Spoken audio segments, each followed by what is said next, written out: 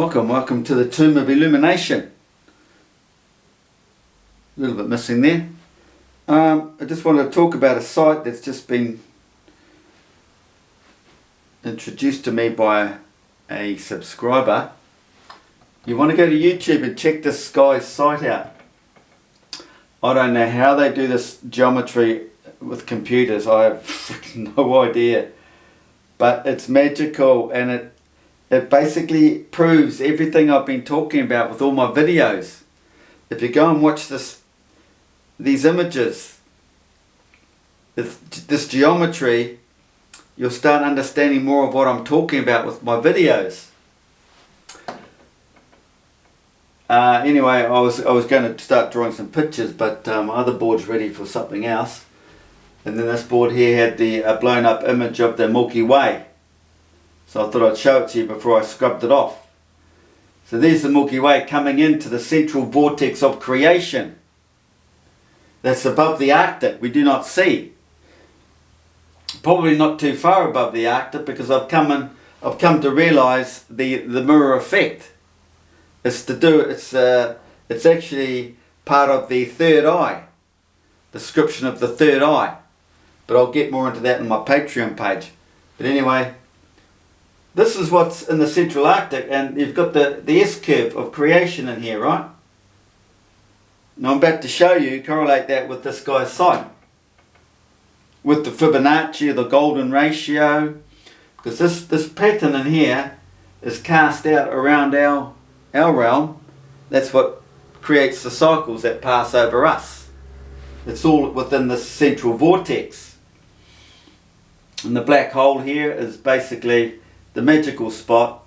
I mean, it's black all the way through the Milky Way, isn't it? To the centre, the core. But the ultimate spot's right here where the sun is created. When the two fields meet and bang, illumination. Just like if it was a light bulb. Okay, and this comes out of water. And all creation comes out of water. And it's to do with man's enlightenment too, because the male entity is in here. So, you might have seen in an earlier video, I mentioned that out of the Bible, it's something to do with bring me a man, an unblemished man or something like that. He's in here as a star, because we all have a star. And comes into here and aligns with the moon that is in the feminine part. So the feminine's down here in the cycle, coming up, and in here is the moon. The planets are on the horizon here. That's the ecliptic plane is on the horizon of this black hole vortex. Okay, so the black hole's dead centre, right? We've got all the planets out here, haven't you? And a lot of you have seen ancient depictions of the celestial bodies and the sun, soul being in the centre. Well, there's a bit more to that, because they're not showing you this image. They're not doing that. We'll get a little bit into that with the drawing. Where's a pen? So they draw the cycles of all the planets and all that, and what do you got? You have they think some of them say this is calling this Earth or something, and then you could have Mercury, Venus, and then you have Sol, right, out in the centre, and then you have the other planets. But you've got to realise this system, and basically where they've drawn it is where we're seeing it in our realm. It's a bit deep, and I'm not prepared to get into that right now. I haven't got that on my mind. I'll do a video on that one day. But where was I going? But the sun is at the centre. It's right next to the black hole, on the horizon of the black hole. That's what has the most energy, because all the energy comes out of the centre, explodes out in the toroidal field, and all the other planets are all out here. Completely forgotten about what I was talking about. Anyway, it was about the moon, wasn't it, down here? The moon on the feminine side. So, there's an alignment.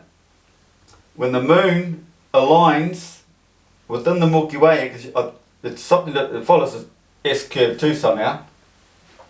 Get more into that later. But anyway, it's in the tomb, ends up right in the tomb. And full moon is way down here. Full moon, you know, it's a one end anyway, because it ends up behind as in this creation model here, the moon ends up behind the sun. So if the sun shines across the black hole this way, that's daytime. This is nighttime. This is what we see. We see the Milky Way on this side, because that's all the straw, all the hay from the manger, because it's the manger's the long trough, and the long trough is representing water. And what do you give to horses? Is water. That's why the horses come into it in the mythological stories. The horses are just behind the event. Anyway, so the sun's going that way, and somehow the moon ends up, the full moon is always behind the sun like this. Full moon. So somehow this full moon down here is up here in that position, because new moon is here where you don't see it, where it's taken all the sun's energy. She takes it down in this motion maybe, and then brings it back up again. It's like your heart or liver or something being recycled. Out, up. Right? I look at it as the moon travelling out, doing her course across the planets, feeding your children, then coming back to find some more food, then take it back out, feed the planets and bring it back, come back in for more. That's the way I look at it. But that's it, guys. But we see it across our sky like this, don't we? So that'll be south. It'll go into the circular motion there. This will go to the escape like this. This goes into the tropics, tropical gap, isn't it? And then this one goes over to the central north. Everything is in the central north. In the central north, but out in the south, it's all the way around the south. Well, sorry, yeah, it was like that. But this central point here represents this point in here, but you'd have to check out my earlier videos to understand that. But anyway, this video is going to show you more of this. Okay? So, I'll rub all this out. Where's my rubber?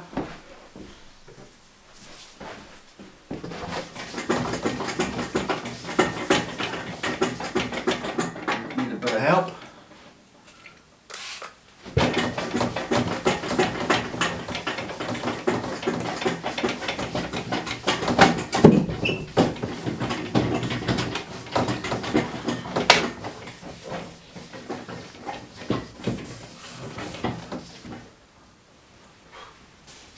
It doesn't fall on me.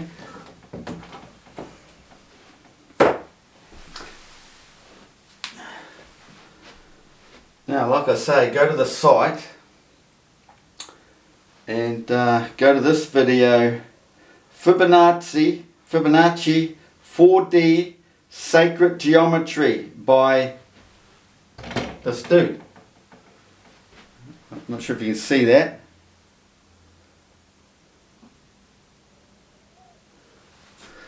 And let's just show a little bit, shall we?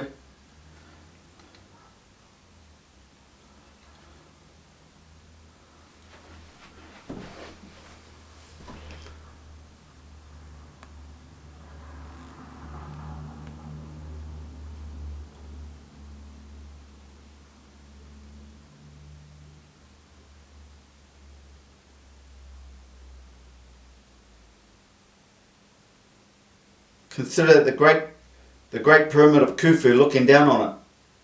See how that other part came off the side like that? Anyway, go check the video out. But once again, you will see this is a 2:3 ratio. What I've been talking about all along. The 2:3 ratio, and it's all connected with the Fibonacci. It's connected with the magnetic field of the Earth. It's connected. It is a magnetic cycle, a 2-to-3 ratio, and just yesterday or the day before, I found another example of it. It's all over the place.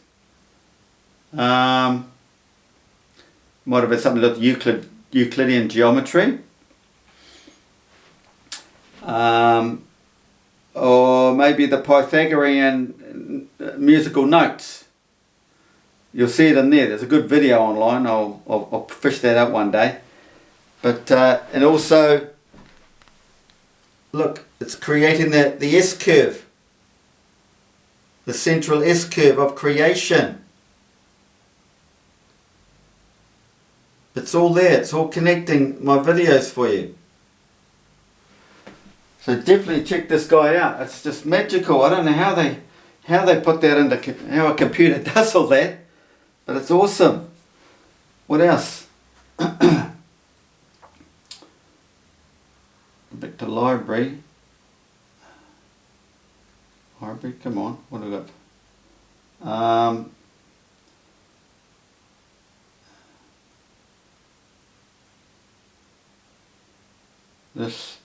The toroidal field, the torus.